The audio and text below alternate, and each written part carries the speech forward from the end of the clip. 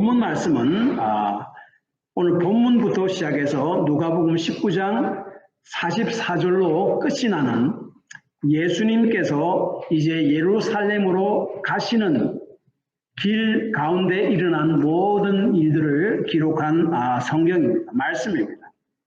그래서 이 본문 51절 말씀이 그 19장 44절로 끝나는 예수님께서 이제 예루살렘으로 향하는 여정에 있는 모든 일들에 대한 하나의 타이틀이라고 할 수 있습니다. 그래서 예수님께서는 예루살렘으로 올라가시고 또한 자기를 쫓는 사람들에게, 제자들에게 자신을 쫓으라고 말씀하는데 오늘 이 자신을 쫓으라 하는 이 말씀이, 그리고 예수님을 쫓는다 하는 말씀이 57절, 59절, 61절 다음 주에 제가 말씀드릴 그 말씀에 계속적으로 나타납니다. 그러므로 오늘 본문 말씀으로부터 시작해서 9장 마지막까지, 오늘 9장 마지막 62절까지의 말씀을 말씀은 예수님을 쫓는다는 것은 예수를 믿는다는 것은 무엇이라고 말할 수 있는가? 예수를 믿는다는 것은 예수님을 쫓아가는 삶이다라고 말씀합니다. 그러면 예수님을 쫓아가는 삶은 어떠한 삶을 이야기하는가? 그것에 대해서 제가 오늘과 다음 주에 걸쳐서 제가 말씀을 드리려고 합니다. 먼저 예수님께서는 하나님께서 그에게 주신 길을 기쁨으로 쫓아갔음을 오늘 51절 말씀을 통해서 우리가 알 수 있습니다. 예루살렘은 예수님의 구원사역의 시작이자 마지막 장소가 됩니다. 예수님께서 공생의 구원사역을 제일 처음 시작하실 때 광야에서 40일간 금식하셨잖아요. 마귀에게 시험을 받죠. 그리고 마귀에게 시험받은 맨 마지막 시험의 내용이 뭡니까? 예수님을 예루살렘이 있는 성전 꼭대기에 올라가서 뛰어내려고 예루살렘이 맨 처음에 나옵니다. 그 다음에 예수님께서 이 땅에서 우리의 구원사역을 다 마치시고 마무리하시는 곳이 바로 또한 예루살렘입니다. 예루살렘에서 군병들이 잡혀서 나중에 고난을 받으시고 십자가에 못 박혀 죽으심으로 우리의 구원사역을 다 이루십니다. 그리고 그 구원사역을, 예수님의 구원의 소식을, 그 복음을 전하는 일이 이제 예루살렘으로부터 시작해서 온 세상까지 이렇게 전파되게 되는 겁니다. 그것이 바로 누가복음 24장 47절 말씀입니다. 예루살렘으로부터 시작해서 예루살렘으로 구원의 사역이 마치고 또 예루살렘으로부터 시작해서 온 천하에 복음이 전파되도록 하는 것, 그것이 바로 하나님의 플랜이었어요. 그것이 바로 하나님의 예수님에 대한 계획이었습니다. 이 하나님의 원대한 구원의 플랜, 계획을 이루기 위해서 예수님께서는 예루살렘으로 올라가셨음을 51절에 이렇게 이야기합니다. 예수께서 성천하실 기약이 차감해 예루살렘으로 향하여 올라가기로 굳게 결심하시고, 이 말씀에서 보면은 두 가지를 이야기합니다. 성천할 기약이 차감해라고 이야기하는데 이 말씀이 뭔가 하면은 예수님께서 하늘로 올라가실 날이 가까워 왔다는 말이에요. 그리고 굳게 결심하시고라는 말은 그 앞에 눈에 뻔히 보이는 그 어려움과 고난들이 있지만은 그럼에도 불구하고 예루살렘으로 올라가기를 마음에 강하게 결심하셨다 하는 그 의미가 포함되어 있는 말입니다. 그리고 예루살렘으로 올라가시는 것은 우리가 아시다시피 예루살렘에서 군병들에게 잡혀서 십자가에 못 박혀 돌아가십니다. 그러므로 우리 구원을 이루십니다. 우리 죄를 위해 십자가에 죽으시기 위함입니다. 그런데 오늘 51절에 보면은 그것이 최종 목표가 아니라 최종 목표는 승천이다, 하늘로 올라가는 것이다 라고 51절에 이야기합니다. 예수님께서 오신 목적이, 이 땅에 오신 목적이 병자를 고치시거나 귀신을 쫓아내고 하나님 말씀도 전하고 결국은 죄를 위해 죽으셔서 우리를 구원하시는 것이지만은 그것이 끝이 아니라는 거예요. 최종 목적은 죽으시고 부활하시고 승천하시는 겁니다. 따라서 이 땅에서 우리의 모든 구원을 다 이루시고 원래의 예수님께서 계시던 그 하늘나라로 돌아가시는 것이 최종 목적이다라고 이야기합니다. 사람이 직장에서 꼭 끝내야 할 일이 있는데 다 끝내지 못했습니다. 그러면은 어떻게 해야 됩니까? 휴일인데도 직장으로 출근해서 열심히 일을 하지 않겠습니까? 휴일인데도 직장에 출근했다는 말은 아직 끝내야 할 일을 끝내지 못했고 그것을 끝내러 갔다는 말입니다. 그런데 이렇게 집으로 다시 돌아왔다는 말은 직장에서 해야 될 일, 끝내야 될 일을 다 끝마치고 집으로 돌아왔다는 말입니다. 마찬가지로 예수님의 승천, 원래 예수님이 계시던 그 하늘나라로 돌아가셨다는 것은 예수님께서 우리 구원을 위해 해야 할 일을 모두 완벽하게 다 완성하셨다는 말이에요. 그렇지 않다면 예수님께서 이 땅에 계속 남아 있어야 합니다. 우리 구원을 위해서. 그러므로 예수님께서 이 땅에 오셔서 승천을 최종 목표로 살았다 하는 말씀입니다. 다른 말로 하면은 하나의 목표인 우리의 구원을 완전히 완성하는 것을 목표로 이 땅에서의 삶을 사셨다라고 하는 말씀이에요. 그래서 51절 말씀은 전체로 아우르면은 이런 말씀이에요. 예수님은 최종 목적인 우리의 구원을 이루기 위해 앞으로 당할 고난을 예상하며 또한 바라보면서도 당당하게 예루살렘으로 가셨다. 그리고 예수님께서는 그 구원을 완성하실 것을 믿음으로 바라보고 그렇게 하셨다. 이것이 바로 예수님이 걸어가신 삶입니다. 이 말씀이 그냥 단순한 말씀인 것 같지만 사실은 이 말씀을 통해서 우리 주님께서 우리에게 말씀하고자 하는 것은 이것입니다. 예수님을 따르는 제자는 비록 그 앞에 고난이 있지만은 최종 목적적인 우리의 구원의 완성인 하나님 나라를 믿음으로 바라보며 당당히 걸어가야 함을 말씀하고 있는 말씀이에요. 다시 말하면 예수님을 따르는 제자들에게도 예수님을 신실히 따르는 그리스도인에게도 삶의 시련이 주어지도록 하나님께서 디자인하셨다는 거예요. 하나님도 예수님의 고난을 디자인하셨잖아요. 십자가의 죽으심을 디자인하셨잖아요. 그것을 알고도 이렇게 예수님께서 묵묵히 걸어가셨습니다. 그래서 사도 바울은 이렇게 말합니다. 사도행전 14장 22절. 제자들의 마음을 굳게 하여 이 믿음에 머물러 있으라 권하고 또 우리가 하나님 나라에 들어가려면 많은 환난을 겪어야 할 것이라 하고 예수님도 이 땅에서의 삶을 통해서 많은 고난이 있었고 그리고 예루살렘을 목표로 향해서 걸어가시는 과정에 수많은 고난들이 있을 것을 뻔히 알면서도 당당하게 마음에 굳게 결심하시고 그렇게 걸어가셨다는 거예요. 사도 바울도 예수님을 따르는 우리들에게도 똑같은 마음의 자세가 요구된다는 것을 이렇게 이야기했지 않습니까? 우리가 하나님 나라에 들어가려면 많은 환난을 겪어야 할 것이다. 환난이 예상된다는 거예요. 하나님께서는 그런 환난을 시련을 그리스도인이라고 면제시키지 않았다라고 이야기합니다. 그러나 그러한 삶에 주어진 시련도 주님을 따르는 자는 예수님의 길을 따르는 자는 기쁨으로 걸어갈 수 있다고 성경은 이렇게 이야기합니다.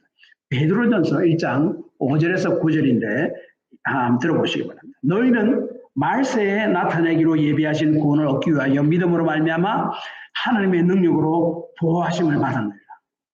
그러므로 너희가 이제 여러 가지 시험으로 말미암아 잠깐 근심하게 되지 않을 수 없으나 오히려 크게 기뻐하노도다. 시험 가운데서 크게 기뻐한다. 너희 믿음의 확실함은 불로 연단하여도 없어질 금보다 더 귀하여 예수 그리스도께서 나타나실 때에 칭찬과 영광과 존귀를 얻게 할 것이라. 시련 가운데 믿음으로 나아갈 때 결국은 우리가 예수님께서 나타나실 때 영광과 존귀를 받게 된다라고 이야기합니다. 예수를 너희가 보지 못하였으나 사랑하는도다. 이제도 보지 못하나 믿고 말할 수 없는 영광스러운 즐거움으로 기뻐하나니 믿음의 결국 곧 영혼의 구원을 받습니다. 예수를 믿고 예수님을 쫓아가는 삶에는 고난과 시련들이 있지만은 믿음으로 쫓아갈 때에 그 속에 하나님이 말할 수 없는 기쁨으로 채워주신다는 거예요. 그리고 구원의 확신으로 채워주신다는 말씀이에요. 그냥 고난만 주고 알아서 해라고 그렇게 말씀하신 게 아니라는 말씀이죠. 스펄전의 아침 묵상이라는 책에서 이렇게 이야기했습니다. 하나님의 백성은 누구나 다 시련을 겪습니다. 하나님은 그의 백성들을 택하실 때 그들을 시련 없이 사는 백성들로 만드실 의향이 전혀 없었습니다. 그들은 고난의 풀무에서 택함을 받았지 절대로 이 세상의 평화와 기쁨을 누리기 위해 택함을 받지 않았습니다. 하나님은 그들에게 질병과 사망의 고통에서 해방될 거라는 약속을 절대 하지 않았습니다.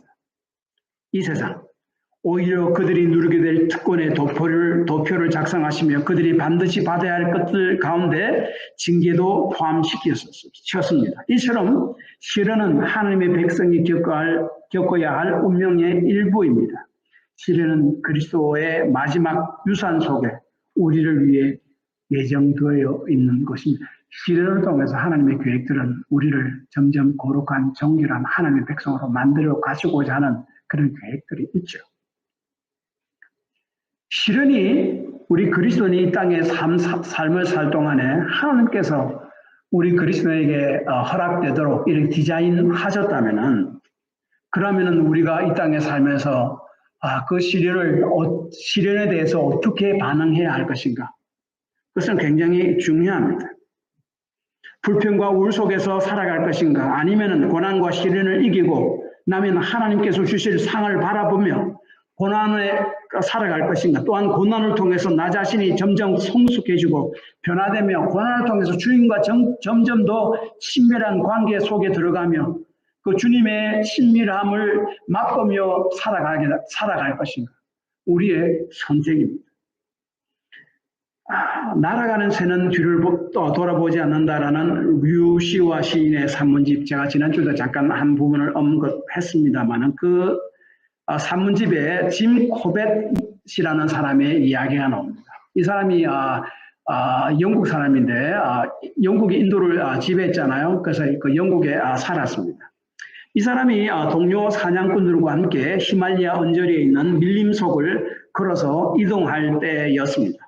때는 4월이라서 자연은 최고의 아름다움을 뽐내고 있었고 나무와 과목과 넝굴 식물들, 꽃들이 만발하고 화사한 색깔의 여러 가지 나비들이 날아다녔으며 아주 희귀한 새들도 많았고 그들이 참 이렇게 아주 아름다운 목소리로 지저귀는 소리를 들었습니다. 그리고 그 대기는 그 새로 만발한 꽃들로 인해서 향기로운 냄새로 가득했습니다. 그 길도 직선길이 아니라 꾸불꾸불하는 길이니까 얼마나 걸어가는데 운치가 있었겠습니까? 그래서 구부를거리며 이어지는 오솔길을 따라서 짐 코벳은 황홀경에 젖어서 그와 또한 그 일행은 저녁 무렵에야 야영지에 목적지에 도착했습니다. 그래서 거기서 여장을 풀면서 함께한 사냥꾼들에게 지금까지 여기까지 온 여행이 즐거웠느냐라고 물어봤습니다. 그때 그 한 사냥꾼은 이렇게 잘라서 이야기했습니다. 아니요, 저는 전혀 즐겁지 않았습니다. 기대했던 것보다 길이 너무 힘들고 험했습니다. 실제로 밀림 속 오솔길은 많은 덩굴에 덮여 있었습니다. 그래서 길을 앞으로 나아가자면 칼로 그 덩굴 자리를 넝굴을 칼로 자르며 오솔길을 지나가야 했고 밀림 속이니까 여러 가지 곤충들이 벌레들이 몸에 달라붙지 않습니까? 그러면 그 몸에 달라붙은 벌레들을 떼내면서 밀림 속 오솔길을 걸어가야만 했었습니다. 그리고 밀림이기 때문에 때로는 그 진흙탕도 있었고 오르막길도 많았습니다. 그런데 이 사냥꾼은 그 밀림을 여행하고 트래킹하는 가운데 불편한 것에만 집중하느라 그 자연이 주는 아름다움과 황홀함은 전혀 맛보지 못했습니다. 그런데 이 짐 코베스는요, 야생 정글이 주는 경이로움과 신비함만으로도 그 모든 어려움을 충분히 이길 수 있었다라고 이야기합니다. 한 걸음 한 걸음 스쳐가는 풍경, 새로운 풍경, 이 즐기며 걷다 보니 어느새 야영지에 도착해 있었습니다. 그러나 그 사냥꾼은 길의 불편함 때문에 그것에 집중하는 까닭에 자연이 주는 아름다움과 신비로움을 느낄 수 없었다라고 이야기하면서 그 짐 코벳이 자기의 책에 이렇게 썼다라고 이야기했습니다. 자신이 걸어가는 길에 있는 것들에 관심이 없는 사람은 목적지에 도달해서도 행복하지 못하다. 굉장히 의미 있는 말 아닙니까? 나에게 주어진 삶, 그것이 어떠한 삶이든지 하나님이 주셨다면요, 그 속에서 하나님의 음성을 들으려고 하고 하나님의 손길을 발견하려고 하는 그런 경이로움과 신비로움 가운데 기도하면서 말씀을 붙들고 가야 되지 않겠습니까? 하나님이 그렇게 디자인해서 하셨다는 말이에요. 하셨다면 말입니다. 그런 삶을 살 때 우리가 천국에 도착했을 때에 얼마나 그 기쁨이 더하겠습니까? 사도 바울은 사도행전 14장 22절에 이렇게 말씀합니다. 제자들의 마음을 굳게 하여 이 믿음에 머물러 있으라 권하고, 또 우리가 하나님 나라에 들어가려면 많은 환난을 겪어야 한다. 그렇지만은 또한 사도 바울은 고린도서 6장 10절에 이렇게 이야기합니다. 근심하는 자 같으나 항상 기뻐하고, 가난한 자 같으나 많은 사람을 부유하게 하고, 아무것도 없는 자 같으나 모든 것을 가진 자로다. 환난 중에서도 시련 중에서도 하나님께서 견딜 힘을 주시고, 그래서 그것을 바라보면서 항상 기뻐하며 사역을 감당하며 살 수 있었노라 하는 그 고백이잖아요. 그러므로 그리스도인의 삶, 주님의 따르는 삶도 이와 같습니다.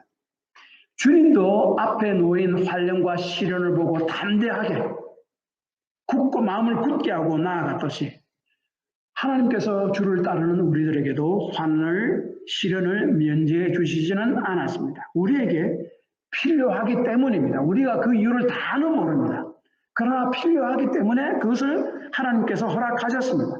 그렇다면 우리가 주님을 따라 우리의 삶의 길을 걸어가는 동안 하나님이 디자인하신 허락하신 그 환난을 닥칠 때 그것에만 집중하다가 하나님이 우리에게 주신 그 은혜와 놀라운 축복과 함께 하심을 경험하지 못하게 되는 어리석음을 범치 말아야 할 것입니다. 오히려 하나님이 우리에게 그러한 시련도 우리의 삶에 디자인하셨다면 이 시련을 통해서 우리가 하나님께 더욱더 가까이 나아가야 될 것이고, 이 시련을 통해서 열심히 주님께 기도해야 될 것이고, 이 시련을 통해서 하나님이 내게 무엇을 깨닫게 할 것인가, 무엇을 경험하게 할 것인가, 이 시련을 통해서 내가 어떻게 하나님을 경험할 것인가 생각하며 경이로움에 신비로움을 마음을 가지고 우리의 삶을 살아가야 되지 않겠는가 하는 것이 오늘 51절이 우리에게 주는 메시지입니다. 그리고 우리가 주님의 따라갈 때에 우리가 기억해야 할 것은 지금은 심판의 때가 아니라 은혜의 때임을 알아야 하고, 심판은 하나님께 맡겨야 합니다. 예수님께서 예루살렘으로 가시려면 이제 남쪽으로 내려가셔야 하는데, 지름길인 사마리아를 거쳐서 가는 길이 있고, 사마리아를 거치지 않고 좀 멀어도 돌아가는 길이 있었습니다. 사마리아인은 하나님을 섬기는 유대인과 이방인을 섬겼던 아수리인 등 이방민족과 혼혈 민족이었습니다. 그래서 이들은 하나님을 믿는 그 신앙을 버렸어요. 순수한 신앙을 버렸어요. 그래서 유대인들은 순수한 신앙을 버린 그들을 경멸했고 이들과 상종하지도 않았습니다. 그래서 유대인들은요, 아무리 지름길이라도 절대로 사마리아를 통과하지 않았습니다. 그런데 예수님께서는 오히려 사마리아를 거쳐가기를 원했고 거기에 있는 한 동네에 하루를 지내기를 원하셨습니다. 그래서 사자들을 보냈다. 즉 제자들을 먼저 보내서 묵을 곳을 알아보라고 말씀하셨습니다. 그런데 사마리아 사람들이 예수님과 그 일행을 받아주지 않았다라고 52절, 53절에 말씀합니다. 왜냐하면 예수님과 그의 일행이 목적지가 예루살렘인 줄 알았기 때문에 그렇습니다.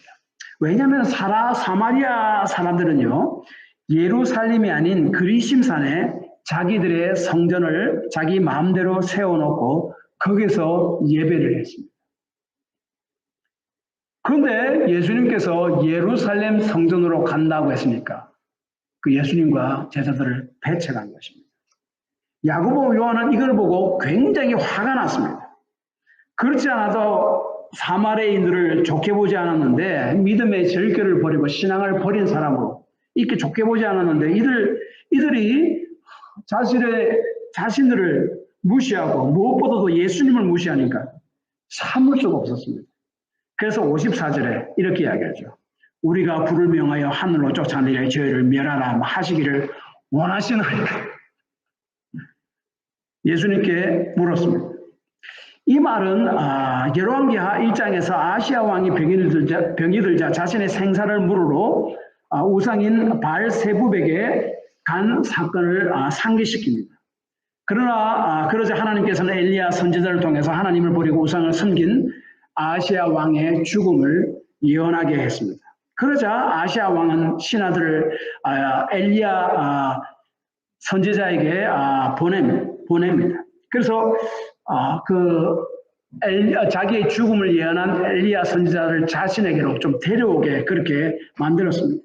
그때 신하들은 아주 거만하게 엘리야 선지자를 억지로 데려오고 가려고 그렇게 했습니다. 그때 엘리야 선지자가 명하자 하늘에서 불이 내려와서 이들을 살려버린 그런 불태워버린 그런 사건들이 있었습니다. 야고보 요한은 그 사건들을 기억했어요. 그리고 이 놀라운 사실은 바로 이 전 구절에서는 예수님과 베드로, 요한, 야고보가 산 위에 올라가서 예수님이 천국을 경험하잖아요. 근데 산 아래 내려오니까 다른 제자들이 귀신 들려 병들인 한 아이를 고쳐주지 못하고 쩔쩔매고 있었습니다. 예수님께서 병자를 고치고 귀신을 쫓아내는 권세를 이미 이전에 주셨는데도 그것을 사용하지 못해서 쩔쩔매고 있었습니다. 그런 반면에 이 야고보와 요한은요, 예수님께서 자신의 주신 그 권세를 너무너무 부풀려 생각했습니다.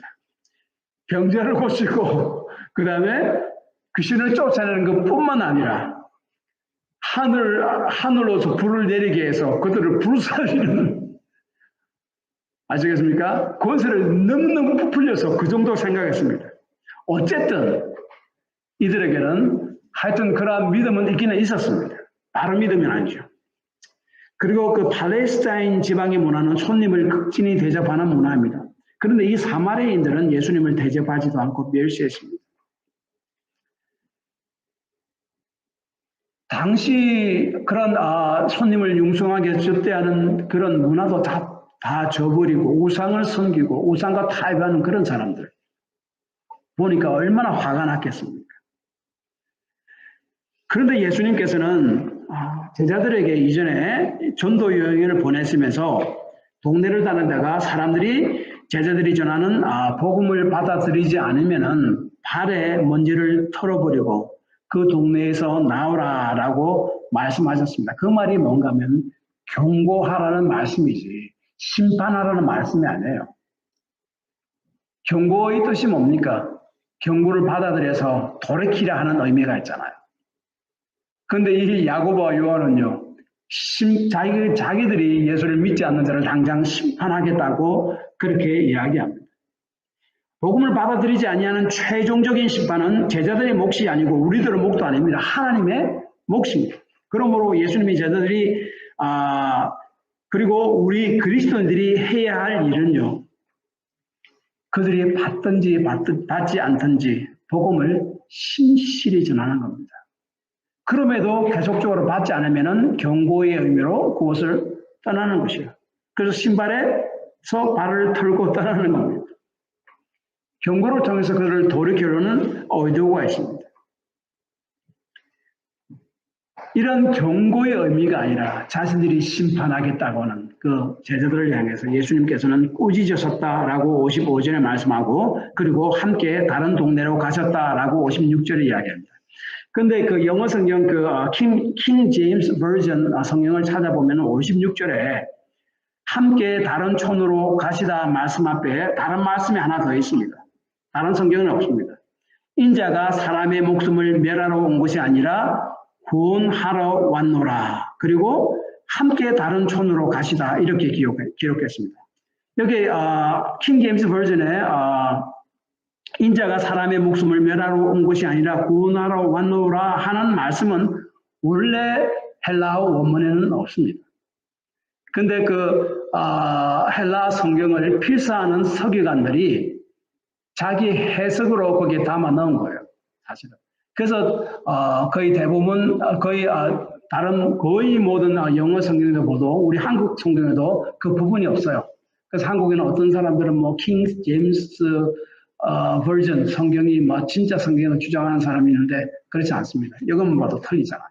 어쨌든 킹 제임스 버전에 함께 다른 촌으로 가시다 하는 56절을 말씀 앞에 인자가 사람의 목숨을 멸하러 온 것이 아니라 구원하러 왔노라 하는 말씀을 서기관들이 성경을 필사할 때 자신의 해석을 더 갖다 붙였습니다.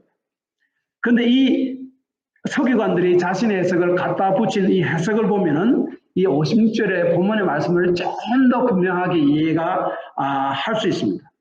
지금은 심판의 때가 아니라 구원의 때라는 말씀이에요. 심판의 때는요, 예수님께서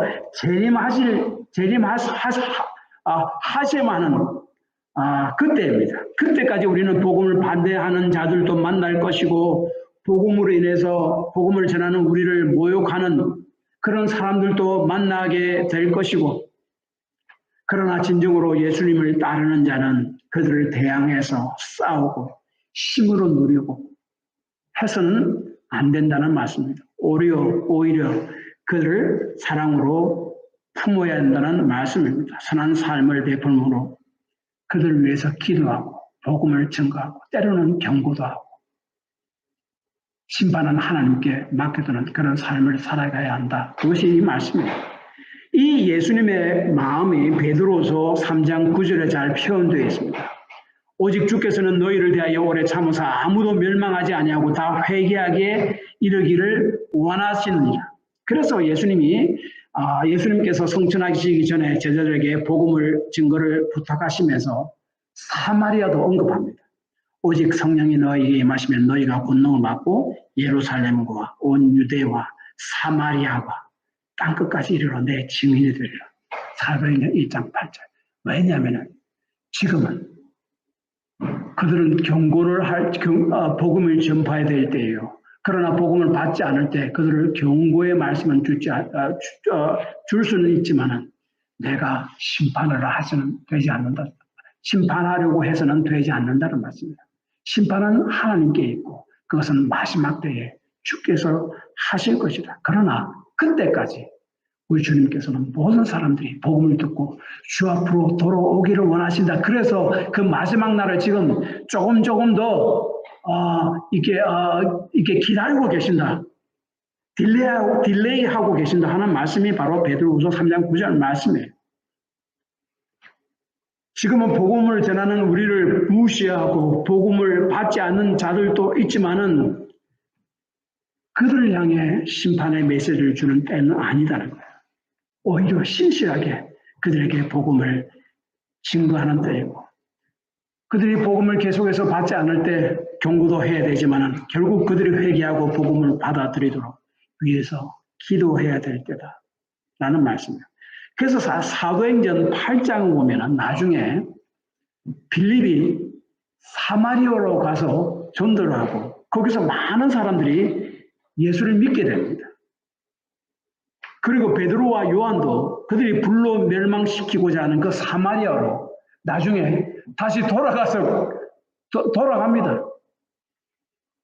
그러므로 이 말씀은 나에게 좋게 대하지 않는 사람에게도 그리스도의 복음으로 품을 수 있는 주님의 마음을 가지라는 말씀입니다.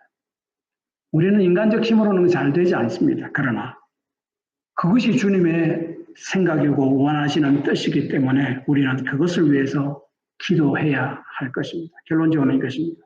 예수님을 따르는 제자는 앞의 고난을 예상하는 가운데서라도 우리의 최종 목적지인 구원의 완성인 하나님 나라를 향하여 믿음으로 당당하게 걸어갈 것을 굳게 결심해야 됩니다. 그러므로 그 삶에 여러 가지 시련들이 있을 수 있다. 그 시련은 하나님께서 디자인한 것이다. 하나님께서 디자인한 것이라는 그 시련을 당당히 받아들이고 그 시련을 통해서 하나님을 더욱더 경험하고 하나님께 더욱더 가까이 나아가는 그런 계기로 삼아야 할 것이다 하는 말씀입니다. 이렇게 우리가 이 땅에서 주님을 쫓는 삶을 살아갈 때, 그리고 복음을 전하는 삶을 살아갈 때 나를 좋게 대하지 않는 사람들을 만날 수도 있습니다. 그러나 그들에게까지도 그리스도의 복음을 품을 수 있는 예수 그리스도의 마음을 가져야 한다. 이를 위해 기도해야 한다는 것을 우리 주님께서 오늘 본문 말씀을 통해서 저와 여러분들에게 말씀하십니다. 기도합시다.